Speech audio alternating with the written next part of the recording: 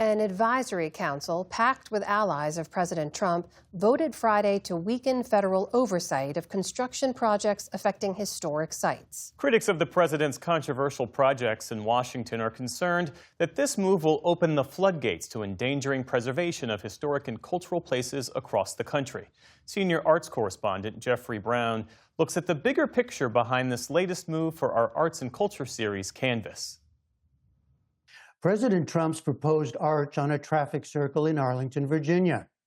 Native American cultural sites in New Mexico's Chaco Canyon. Two of the thousands of historic structure sites and more that could be impacted by a proposed change to rules governing construction on federal lands. Plus, a new executive directive to place signs outside the Smithsonian National Museum of American History, calling into question the exhibition's inside. Joining me to discuss both is Phillip Kennicott, culture critic for The Washington Post. And thanks so much for joining us. Let's start with this proposed change to what's known as Section 106 of the National Historic Preservation Act of 1966.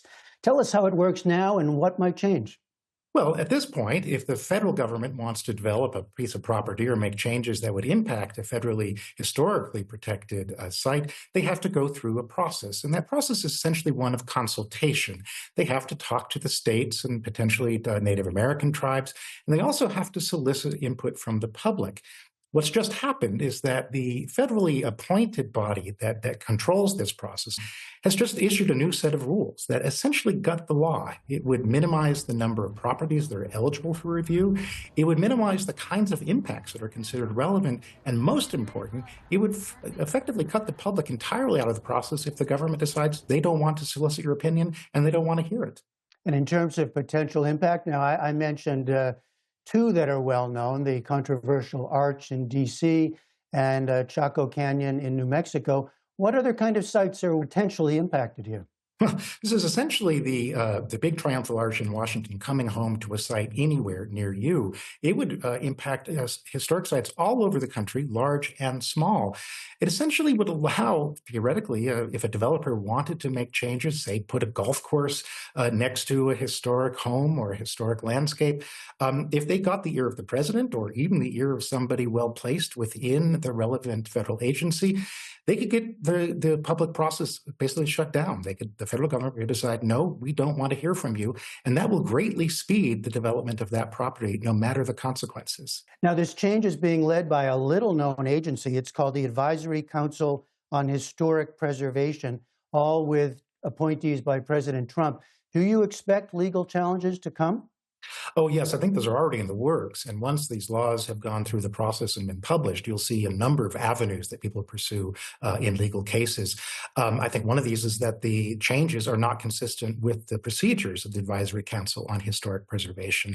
And they're not consistent with the larger law, the 1960 Law on Historic Preservation. They also cut a lot of relevant parties, interested parties, like the states and tribes, out of this process. And so they will have an interest in contesting this as well. All right, so let's turn to this other development that happened recently.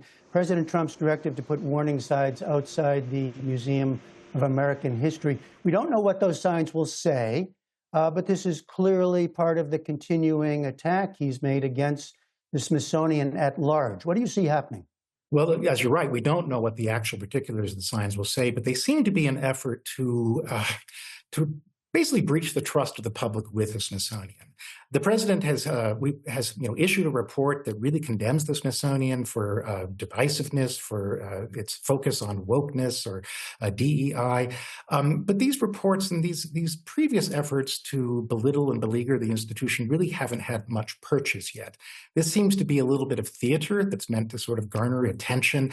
The president has ordered the National Park Service, another greatly beloved part of the federal government that it interacts with the people, to put these signs up. So effectively what it's doing is pitting one beloved group against another, the congressionally chartered Smithsonian Institution. So two different developments, two different areas in some ways. Do you see any connecting tissue here between the two things we just talked about? Well, I think it's about controlling how we tell history, whether that's at the material level of a building or when it comes to the narratives that are intertwined and unfolded in a place like the Smithsonian. Authoritarian-minded regimes have always understood that there is both a material and an intellectual aspect of history.